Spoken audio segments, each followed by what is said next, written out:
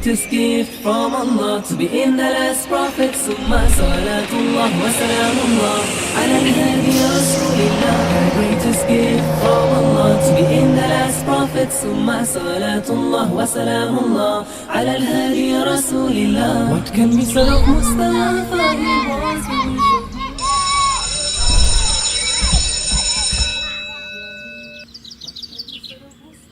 Xayrat, namoz peshinga qanchalik vaqt qoldi? Ha, namoz peshin 1 soat qoldimki, aniq bilmayman. Ahmad, sen kunda 5 vaqt namoz o'qimsa? Ha, o'qiyman.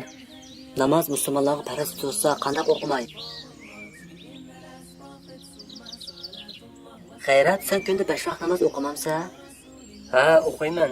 Ba'zida vaqtim yetmaydi. Faqat adigandagi bomdod namozini o'qiyman. Xayrat, sen qiyomat kuni Allohga hisob berishdan qo'rqmamsa? Biz musulmonlar mushundaq dinimizning farz ibodatlariga sal qarab, Rasulullohning sunnatlariga amal qilmay, dinimizni boshqalarga sat ko'rsatdik. Hatto ba'zilar dinimizni yomon ko'rib qo'yadi.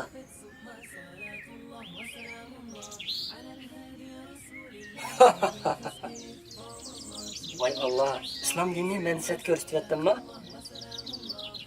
Hamma qilgan terrorchilar. Terrorchi? Ha, terrorchi. Kim terrorchi? Musulmonlarmi?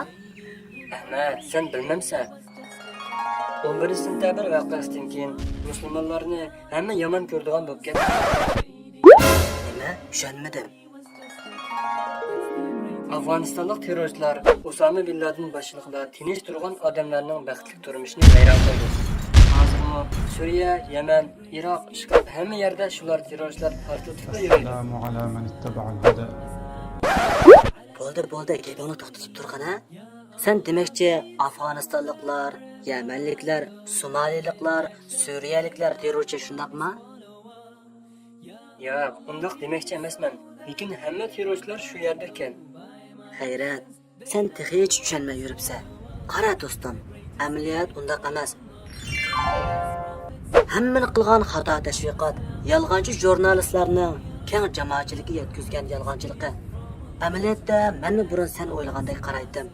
Lekin o'xsam, sen yomon ko'rgan Osama bin Laden Masjidil Haramda yashaydigan isil nasabdek bayvatchi bo'lib, faqat ezilgan musulmonlarga yordam berish, Alloh va uning rasulining buyruqlariga, chaqiriqlariga maydonga chiqqan haqiqiy rijal azimat ekan.